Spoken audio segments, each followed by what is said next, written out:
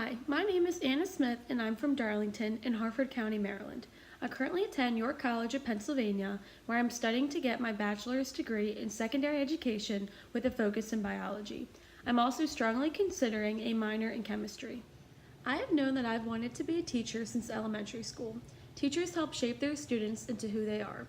They encourage them to develop their own beliefs and opinions, challenge them to think critically, and encourage them to be the best that they can be. I want to be a teacher so I can be this person. I want to inspire students and help them find their passions, and I also want to help them succeed in any way that I can. Educational technology plays a significant role in classrooms today. Tools such as the Elmo and smartboards have replaced older technologies like the overhead projector. Technology is always changing and evolving, and as teachers, we have to evolve with it. New educational apps and websites serve as great additions to lessons and get students engaged and interested in learning. In high school, I had a moderate experience with technology. I had my own laptop but used it less as I went from grades 9 through 12. I played Kahoot often and had to make many PowerPoint presentations, but I seldom felt that the technology enhanced my learning. I believe educational technology is something all teachers, including myself, should bring into their classrooms. I also believe we should not be afraid to try new tools in the classroom so that we can better educate our students. With new technology comes new trends in education. One current trend is online learning. Online learning is the idea that most of K through 12 learning should be done online. This type of learning allows students to move at a pace that benefits them, whether that is slower or faster than a normal classroom pace. This flexibility could also allow students to learn at times other than 8 a.m. to 3 p.m. on Mondays through Fridays.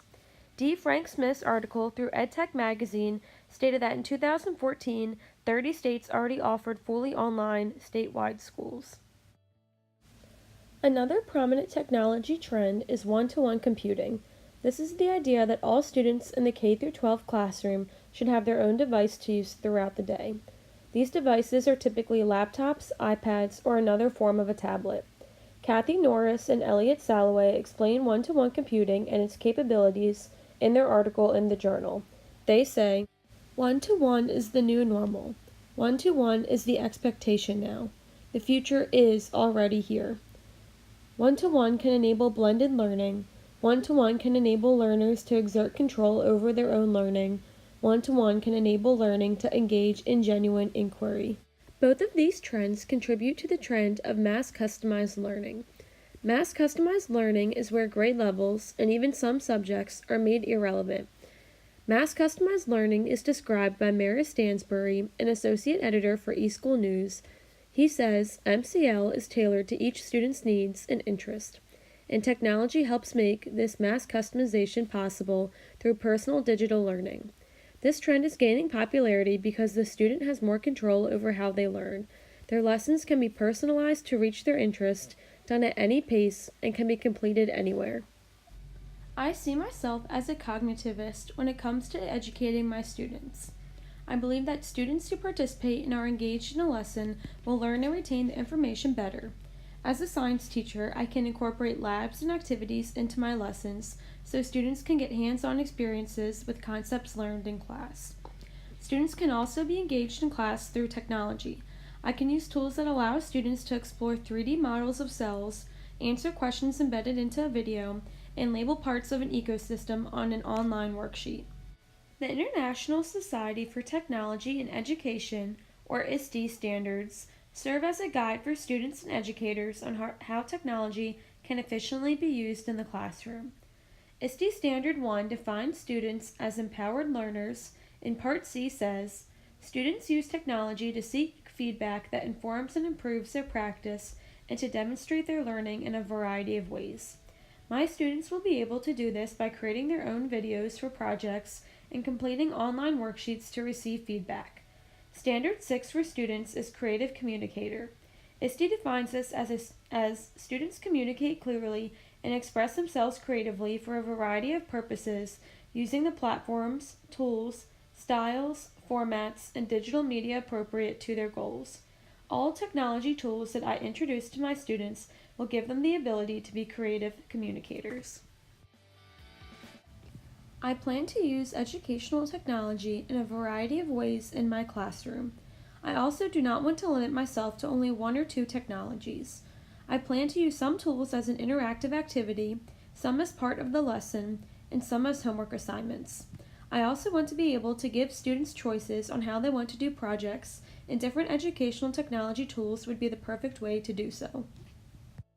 Synchronous technologies are those the teacher and student use at the same time. One example of a synchronous technology I will use is Nearpod. Nearpod is a way to present information to students in a way that is similar to a PowerPoint. Students are able to follow along on any device.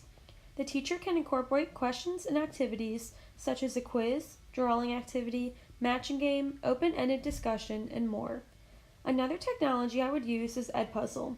While this tool can be asynchronous, I would prefer to use it in a synchronous manner. In class, I would like to show videos that help review the topics that I just taught. To prevent students from getting distracted and to help ensure that they are understanding the material, I can embed questions into a part of the video. As we watch the video, I can have students answer the questions before moving on. Asynchronous technologies are those that are used by the student independently. One asynchronous technology I will utilize as a teacher is Flipgrid.